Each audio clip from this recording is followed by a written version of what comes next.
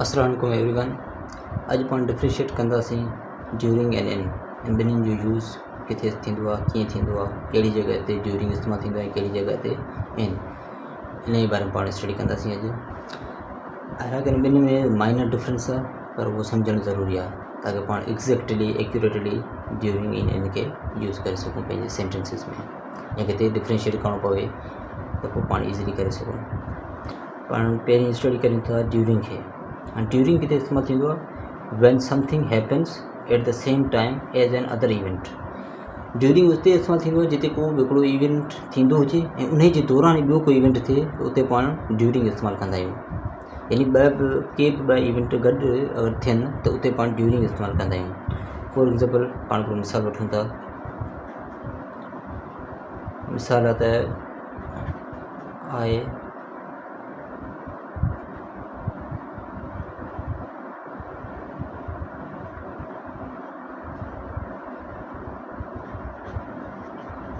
I slept during the movie। हाणे सो हिकिड़ो incident आहे मूवी, हिकिड़ो इंसिडेंट थियो पिए यानी मूवी हली पई, इहो हिकिड़ो इवेंट आहे, ठीकु आहे। उन जे दौरान ॿियो हिकिड़ो इवेंट थी वियो, यानी आउं सुम्ही रहियसि पर सपोज़, यानी त इहो हिकिड़ो ॿियो इवेंट आहे। त हाणे हिकिड़ो इवेंट त हीअ आहे, हिन जे दौरान ई ॿियो इवेंट थी वियो त हिते पाण ड्यूरिंग इस्तेमालु कंदासीं। वर्ड पाण प्रीपोजिशन इस्तेमालु कई during. I slipped during the movie, यानी हाणे ॿ इंसिडेंट ते या ॿ इवेंट खणी पाण चऊं त उहो हिकु टाइम ते थियनि त उते पाण ड्यूरिंग इस्तेमालु कंदा आहियूं। यानी कोई इवेंट थींदो हुजे उन जे दौरान ई ॿियो कोई इवेंट थिए त उते पाण ड्यूरिंग इस्तेमालु कंदा आहियूं।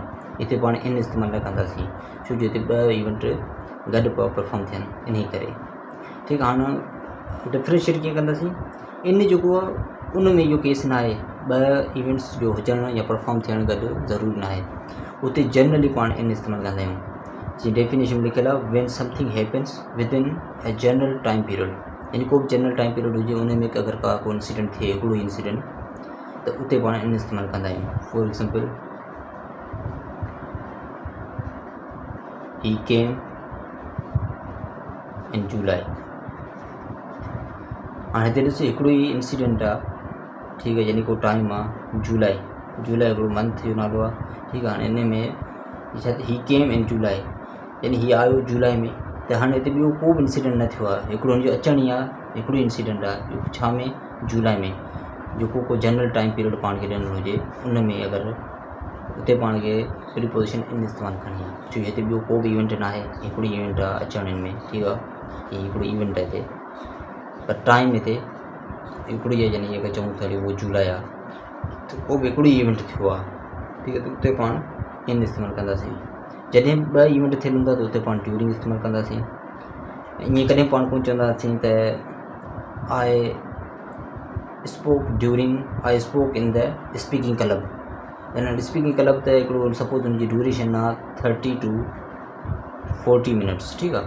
हाणे ईअं त नथो थी सघे त मूं हुनजी कंटिन्यूसली पे ॻाल्हायो 30 to 40 मिनट्स ताईं, यानी 1 मिनट खां 40 मिनट ताईं मूं ॻाल्हायो हिन में, त इहो नथो थी सघे छो कंटिन्यूसली न आहे। स्पीकिंग क्लब आहे, हुनजे दौरान मूं इंटरप्ट कयो या ॻाल्हायो त आउं चई सघां थो त मूं, यानी हिकिड़ो इवेंट हलियो पियो स्पीकिंग क्लब, हुनजे दौरान मूं हिकिड़ो सेंटेंस ॻाल्हायो या इंटरप्ट कयो या मूं बोर्ड या शोर कयो, त इहो हिकिड़ो ॿियो मुंहिंजो इवेंट आहे, ठीकु आहे। त ॿ इवेंट थिया, हिकिड़ो स्पीकिंग क्लब हलियो पिए, वरी मथां ॿियो इंटरप्ट मूं कयो, त इहो हिते पाण ड्यूरिंग इस्तेमालु कंदासीं। यानी ॿ इंसिडेंट्स थिया उते पाण ड्यूरिंग इस्तेमालु कंदासीं।